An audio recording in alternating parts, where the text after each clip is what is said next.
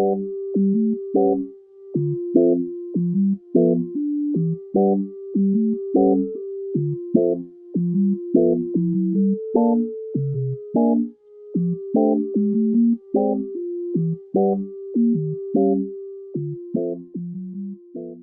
everyone, and welcome back to my channel. So in today's video, it's going to be the part 2 of showing off my art. If you don't watch part 1, I recommend you go watch that.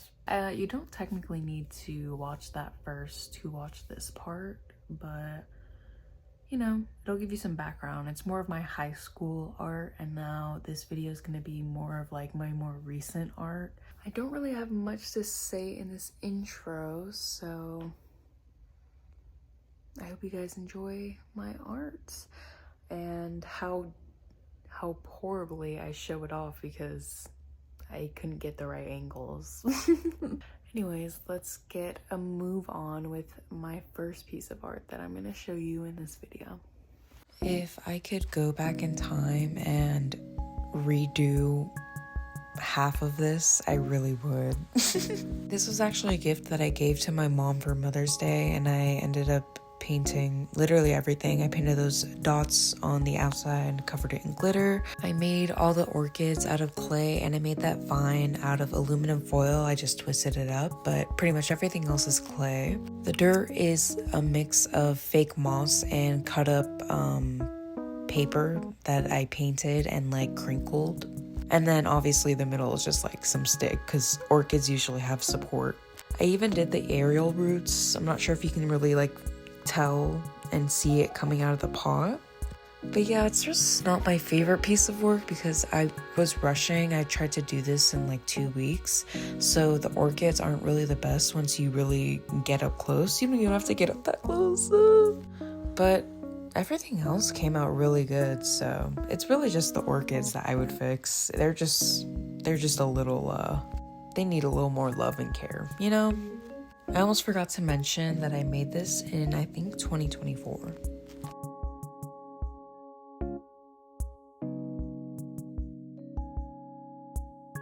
This is one of my most recent or more recent drawings that I did. I guess you can count it as a drawing. It's all marker, so it's basically my 2 favorite manga panels combined into one. Characters in the middle are from a manga called Dear My Living Dead, and then the background is based off of one of the manga panels in Toilet Bound Hanako. It's like literally one of my favorite panels. I'm also not very proud of this because as I was making it, I realized there were so many different techniques and so many different ways I could have done so many different things. It's just like one of those things that I think are better from afar than up close. I also rushed this. I was making it over the span of like a month, but I was procrastinating a lot, and so whenever I ended up finishing it, it ended up being like a couple days before I had to move out. So I think that's also part of the reason why I would change so much, because some of it is just so rushed that I know I could have done better if I had just like stopped and thought about what I was going to do. And that's me caressing it, because even though I don't really love it, I am very proud of it. So I haven't really drawn like that in a while, and it kind of showed me that I can draw. I actually can. I had my sister help me with the face though, because she's the real artist and I'm really bad at faces. Really bad.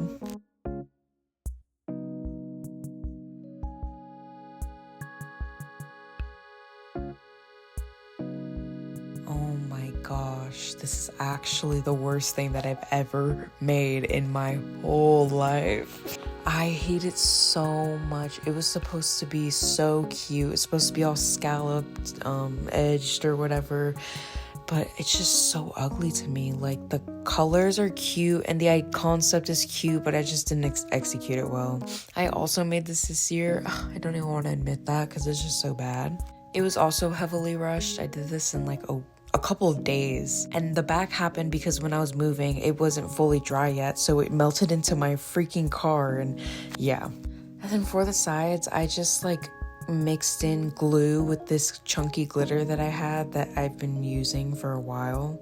And it doesn't look good. The shells, they're cute. They're a cute addition, and I have had these shells for forever, and I've been wanting to use them in a project like this. But it's just like the execution is just not good to me at all. If I could do one thing, I would take out those shells again. I'm not gonna lie. So this I actually made in like 2023, I think. It was just my graduation cap, honestly. I just rhinestoned it. It was supposed to be a zebra pattern, but I don't really know if that carries through what I'm showing you, if that you get what I mean. It kind of just looks like a swirl pattern to me now after some time. I also ended up using black glue, so like some of it, or not all, some of it, all of it is like ingrained with like this black outlining, and I don't really like that about it. I also didn't even wear this to my graduation. I decorated this cap after graduation was done, because why not? And now it just sits on my wall as one of my creations, and I do love it. It's just like there, you know?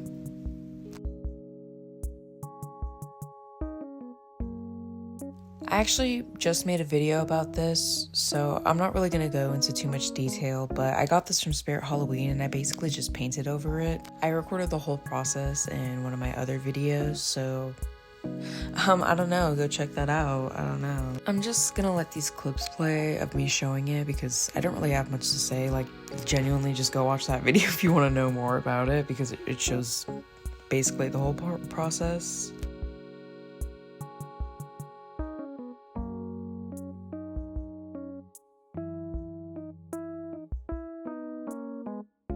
And finally, I have this thing that I made. I don't really know how to describe it or what it really is. I'm calling it right now just like my magical land for these girls, you know. There's a lot of different stuff in here. Like, those toys are just really old toys that I've had for forever now, and I wanted to use it in a craft, but I didn't know how. And then near the mushrooms are just a bunch of tiny rocks and shells that I've collected over the years and I wanted to use up. The outer rim is also sea glass that I've collected over the years. Also, this is me showing you that it was broken, but and also me showing you that their hair is removable, but I needed to glue a girl back on, you know, and this is the bottom. But anyways, back to the sea glass. I collected it in Colombia on a trip once, and I had so much of it that I was just like, I need to use it. I need to use it in literally something. I thought I was gonna use it in a craft that is also using all the other shells that I've collected, but I really like how this one came out. Like, I really do. It's one of my favorite things I've made so far. And in the next clips, I'm just showing you how I even painted the undersides of each mushroom. Yeah, I went into a lot of crazy detail for this, and I tried to put like green on the edges for like the moss and stuff, and yeah, just a lot of crazy detail went into this, and I didn't even spend that much time on it. I only spent like 2 weeks on it. One of my favorite things I've ever made though.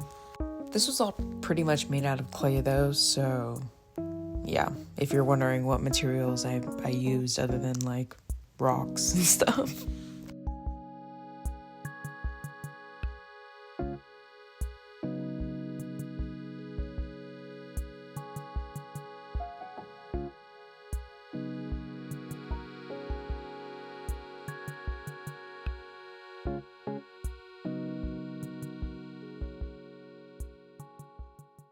So I hope you guys enjoyed that. I will say I do have more stuff that I've made over the years that I just don't have on me, or I forgot to include in this video, or I gave as a gift, so I can't really like show you it. But I do have pictures, so let me know if you guys want that kind of video. I've also mentioned this before in the last video, but I was thinking about doing kind of like a showing off the progress of each work, like each step, you get what I mean? Like taking you from start to finish, like the whole project. I was thinking of doing that kind of video, but I need to dig in my camera roll for that. And I just have too many pictures right now, but it is in the back of my head. I will keep it there. Anyways, that's gonna be the last of showing off my art for now because I've made nothing new. But hopefully this motivates me to get crafty again and buy some clay, or I don't know, buy something to paint. I don't know. I have nothing more to say. So I'll leave my social media right over here. Like the abyss. And I guess I'll see you guys in the next video. Bye bye.